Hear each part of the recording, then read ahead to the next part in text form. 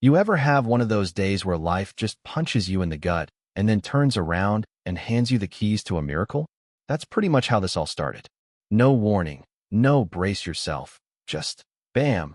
Right in the middle of my shift at City General, I found myself at the center of a story nobody would believe unless they lived it. My name's Rose, and at that time, I was just the new girl, the nurse everybody ignored, the one with the old shoes, working for a paycheck that barely covered rent, keeping my head down while the rest of the staff found every excuse to remind me where I came from. But if you think that broke me, you clearly haven't met my grandma. She always said, kindness is free, but it's worth everything. It was a rainy Thursday, and I was mopping up near the ER when the ambulance came screaming up, lights painting the wet pavement red and blue.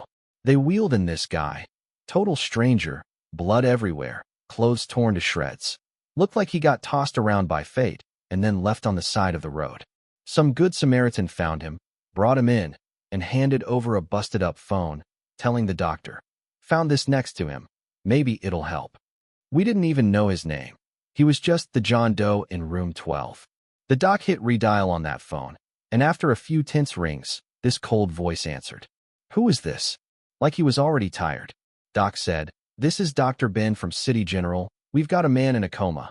Your number was the last one he called. Can you ID him?" Pause. Then, "I'm Tony. His name's Dave. I'll be there." Tony showed up, all business, zero emotion. Looked at Dave, paid the bill, muttered something about how he probably wouldn't make it, and disappeared. That was it. No family, no friends, just this empty hospital room and a guy who might never wake up. Weeks slid by, then months. Nurses started calling him the long-term patient. I heard them joke, "He's half dead already." But I couldn't just let him be forgotten, so I made him my patient, no matter what anyone thought. I wiped his face, changed his sheets, even read him stories. Yeah, people laughed, said I was wasting my time. Stella, one of the meaner nurses, sneered, "Let him rot, Rose. He's not coming back." I'd just smile and tell Dave, "You're gonna be fine. I'm not leaving you." And maybe I was talking to myself, but I meant every word. 6 months in, Dave was still in that coma. Nobody visited. Nobody but me cared whether he lived or died. Here's the part nobody knew. Dave wasn't just some random guy. He was the CEO of a huge company. His parents were off in another country, and Tony, the one who called himself manager, he never told anyone who Dave really was. Figured Dave would die, and he could just move on.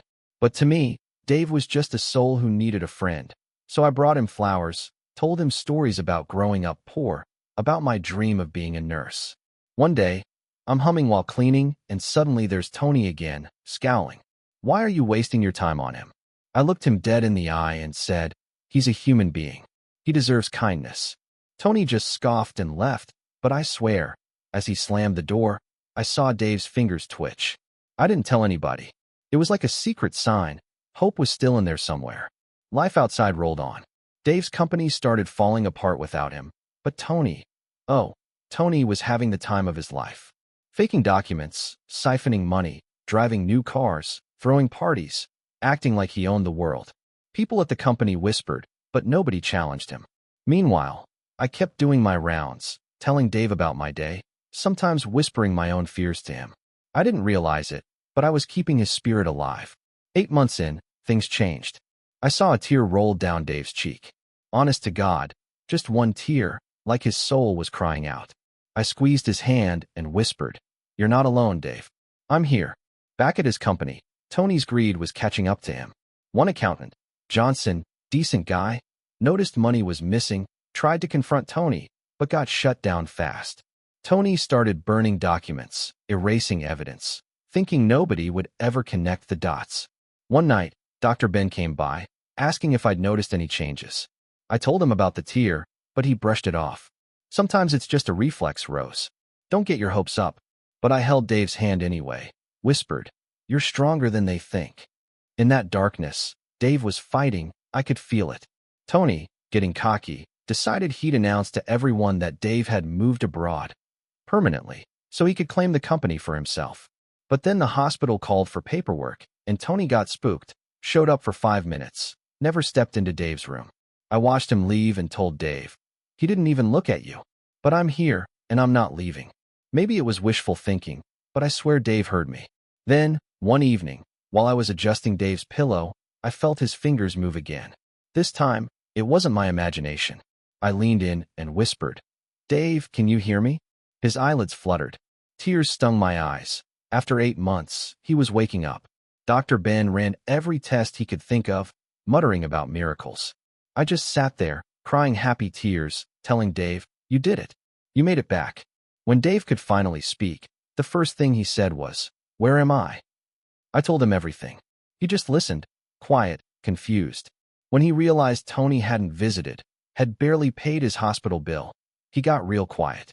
"Don't tell anyone I'm awake," he whispered. "Not yet. I need to know what's happened." I promised. For the next few weeks, I pretended he was still in a coma whenever anyone else was around, sneaking him homemade soup and news about the outside world. Dave started piecing things together, especially after I brought him a newspaper and he saw Tony's name on the front page, taking credit for all his old projects.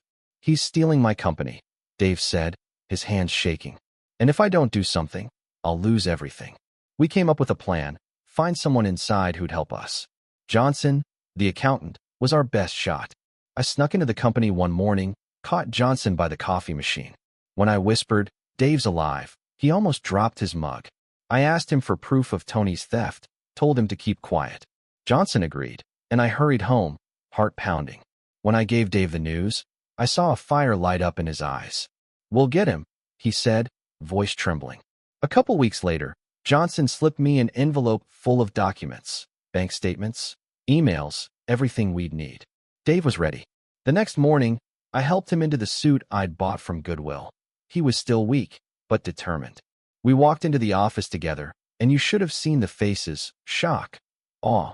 A few people actually cried. Tony looked like he'd seen a ghost. Dave stormed into the boardroom, tossed the evidence on the table. "You betrayed me, Tony," he said, voice strong for the first time in months.